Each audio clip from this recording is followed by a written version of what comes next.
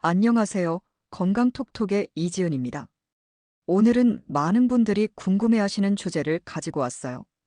바로 노화가 빨리 오는 사람들의 식습관에 관한 이야기입니다.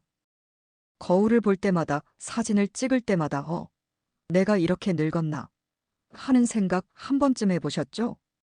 사실 노화는 누구에게나 찾아오는 자연스러운 과정이지만 같은 나이인데도 어떤 분은 10년은 젊어 보이고 어떤 분은 10년은 더 들어 보이는 경우가 있어요. 그 차이가 어디서 올까요? 유전자. 물론 유전의 영향도 있습니다.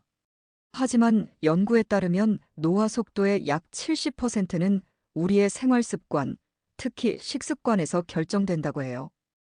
오늘은 무심코 반복하는 하루 식습관 중에서 우리 몸을 빠르게 늙게 만드는 5가지 패턴을 함께 살펴보려고 합니다.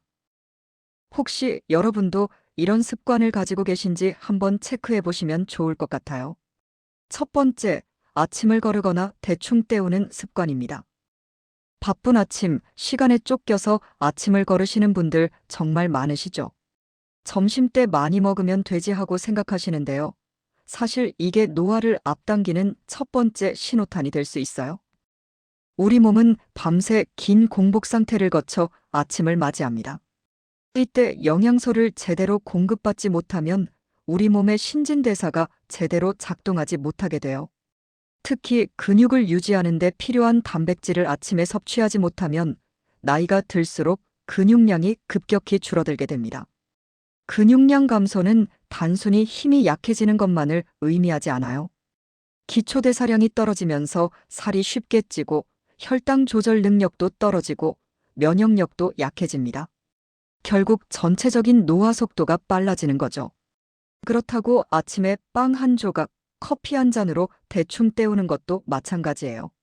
정제된 탄수화물만 섭취하면 혈당이 급격히 올라갔다가 떨어지면서 오히려 더 피곤하고 집중력도 떨어집니다. 이상적인 아침 식사는 단백질, 건강한 지방, 복합 탄수화물이 균형 있게 들어간 식사예요. 계란, 두부, 견과류, 채소, 통곡물 같은 식재료로 구성된 아침 한 끼가 여러분의 하루를 지켜주고 장기적으로는 노화 속도를 늦춰줍니다. 두 번째, 하루 종일 물 대신 커피나 단 음료를 마시는 습관입니다. 물 대신 커피 마시면 안 되나요? 이런 질문 정말 많이 받아요. 커피 자체가 나쁜 건 아닙니다. 적당량의 커피는 오히려 항산화 효과도 있고 건강에 도움이 될 수 있어요. 하지만 문제는 물을 충분히 마시지 않고 커피나 단 음료로만 수분을 섭취하는 거예요. 우리 몸의 60%에서 70%는 물로 이루어져 있습니다. 물은 영양소를 운반하고 노폐물을 배출하고 체온을 조절하고 피부를 촉촉하게 유지하는 등 생명 유지에 필수적인 역할을 해요. 만성적인 탈수 상태는 피부를 건조하게 만들고 주름을 깊게 만듭니다. 또한 세포 재생 능력이 떨어지고 혈액순환이 원활하지 못하게 되면서 전반적인 신체 기능이 저하돼요. 특히 단 음료는 더 큰 문제입니다. 액상과당이 들어간 음료를 자주 마시면 혈당 스파이크가 반복되면서 당화 반응이 일어나요.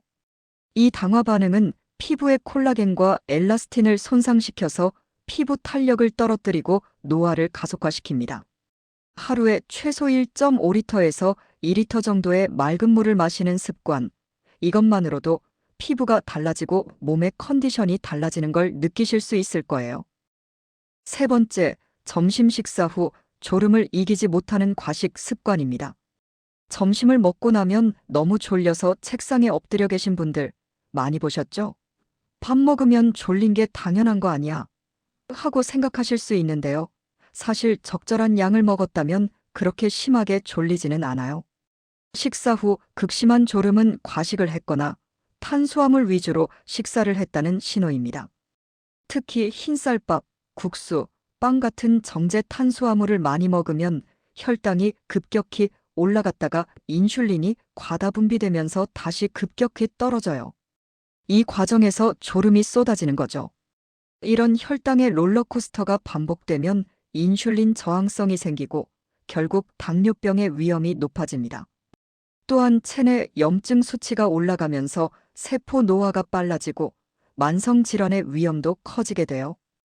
점심 식사는 과식하지 않는 것이 중요합니다. 배부를 때까지 먹지 말고 80% 정도만 채우세요. 그리고 흰쌀밥보다는 현미나 잡곡밥으로 채소와 단백질 반찬을 충분히 곁들여서 드시는 게 좋습니다.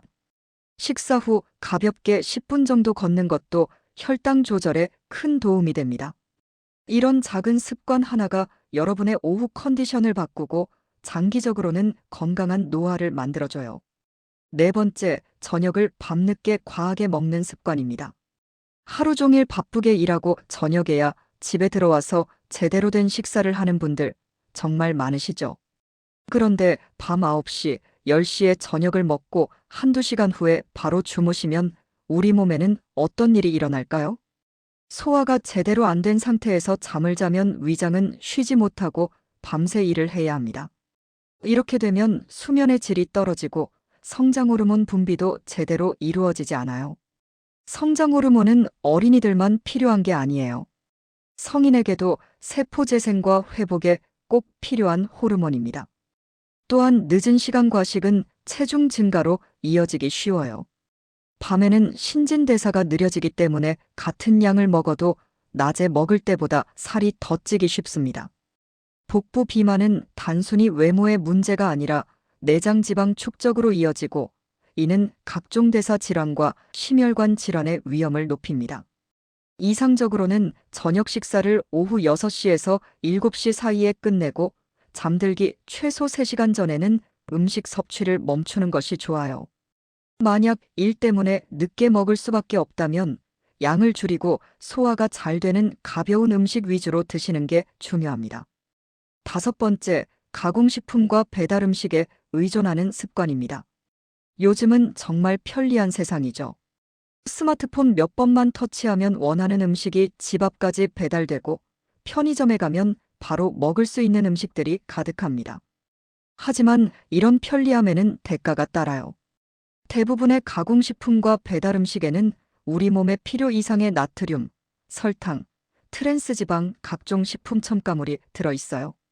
이런 성분들은 체내 염증을 유발하고 활성산소를 증가시켜서 세포 노화를 가속화시킵니다. 특히 트랜스지방과 과도한 오메가6 지방산은 혈관 건강을 해치고 만성 염증을 일으켜요. 만성 염증은 노화의 가장 큰 적 중 하나입니다. 피부 노화, 관절염, 심혈관 질환, 심지어 치매까지도 만성 염증과 관련이 있다고 알려져 있어요. 물론 매일 집에서 신선한 재료로 요리해서 먹는 게 현실적으로 어려운 분들도 많으실 거예요. 그렇다면 최소한 일주일에 3, 4번 정도는 직접 만든 식사를 하려고 노력해 보세요. 간단한 요리부터 시작하면 됩니다. 채소볶음, 계란찜, 된장찌개 같은 기본 반찬만으로도 충분해요. 그리고 가공식품을 선택할 때는 성분표를 꼭 확인하는 습관을 들이세요. 첨가물이 적고 나트륨 함량이 낮고 트랜스 지방이 없는 제품을 선택하는 것만으로도 큰 차이를 만들 수 있습니다. 여러분, 오늘 말씀드린 5가지 식습관 어떠셨나요? 혹시 해당되는 게 있으셨나요? 사실 이 모든 습관을 단번에 바꾸는 건 어려워요. 그럴 필요도 없고요. 중요한 건 작은 것부터 하나씩 바꿔나가는 거예요. 오늘부터 딱 하나만 바꿔보세요. 아침을 걸으셨다면 내일부터는 간단하게라도 계란 하나, 우유 한 잔을 드셔보세요. 물을 잘 안 마셨다면 책상 위에 물병을 두고 수시로 한 모금씩 마셔보세요. 저녁을 늦게 드셨다면 30분만 일찍 드셔보세요. 이런 작은 변화들이 모여서 3개월 후, 6개월 후, 1년 후 여러분의 몸을 완전히 바꿔놓을 거예요. 거울을 봤을 때 더 생기 있고 건강한 모습, 혈액검사 수치들이 정상으로 돌아오고 아침에 일어날 때 몸이 가벼워지는 걸 느끼실 수 있을 거예요. 나이 드는 건 막을 수 없지만 건강하게 나이 드는 건 우리의 선택입니다. 그 선택은 거창한 데 있지 않아요. 바로 오늘 무엇을 먹고, 언제 먹고, 어떻게 먹느냐에 달려 있습니다. 오늘도 건강한 하루 보내세요. 건강톡톡의 이지은이었습니다. 감사합니다.